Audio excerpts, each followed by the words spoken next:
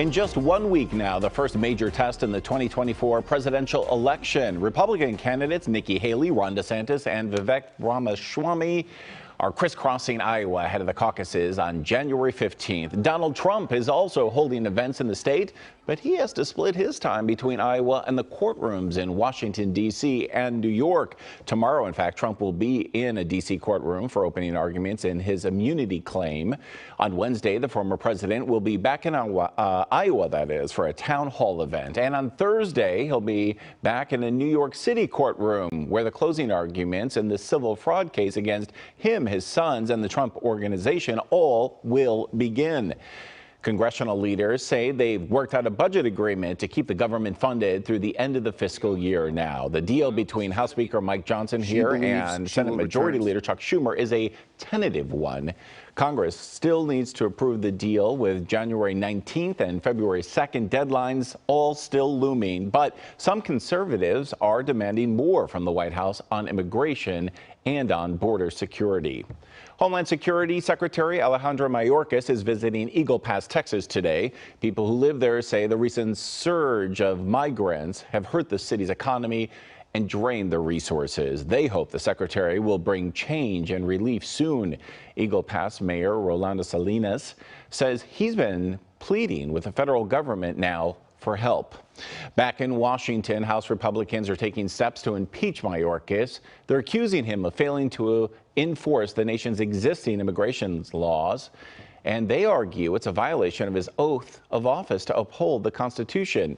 CBS News Director of Elections and Surveys, Anthony Salvanto, joins us now about how U.S. voters feel about this crisis at the southern border. Hi, Anthony. You know, in the latest CBS polls, the border is again the focus, but now we've seen a little change in how people feel about what's going on there, haven't we?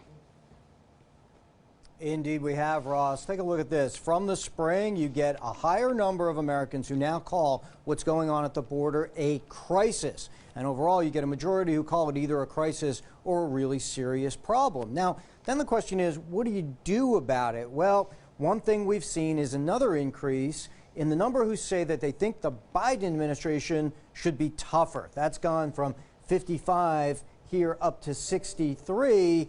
Having said that, Ross, there's partisan splits. Democrats are emphasizing faster asylum and immigration processing. Republicans are emphasizing more border security. So a difference in what people think ought to be done, Ross. You know, it still keeps coming up as one of the top issues in all the polling. What about the states sending migrants to other cities? Is that having an impact on the views?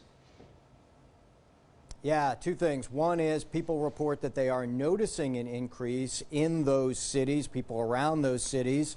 And then the other is overall approval has dropped. So back in the spring, it was 50-50 among Americans, but that's gone down now to 43. And one other thing that we've noticed is there's a drop in the number who would favor housing, at least temporarily, migrants in their cities or towns. That's gone from 52 in our polling now down to 45. So that's important because it's underpinning some of those numbers I showed you about people feeling that the Biden administration ought to be tougher, and some of those shifts, not just from Republicans, but including among a lot of Democrats too, Russ. You know, Anthony, we've just uncovered some numbers saying that more than 90,000 migrants have been bused out of Texas. We'll have a special report coming up on Tuesday at 11. That is a big issue in all the polling. The other big issue, of course, is the economy. The stock market is up, unemployment at historic lows.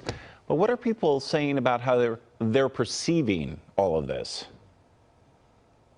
All those numbers you just mentioned, the macro indicators, well, public opinion has really lagged all of those, which is to say people have often said the economy is bad, even as those numbers have improved. We have, however, started to see a little bit of improvement. Now, this is a chart that shows you where people are saying the economy is good, and it's ticked up a little bit. It's as high as it's been now since it was back in February 22. Still overall not good, but on the way up. And a couple of big reasons for that. One is a little bit of more stability people feel in their outlook.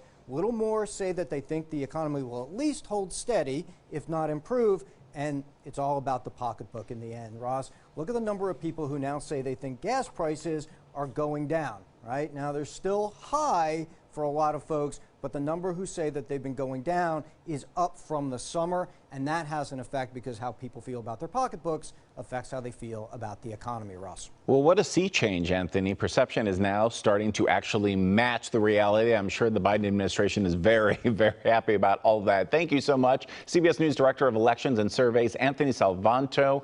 Thanks for your insights once again. And it is, of course, an election year.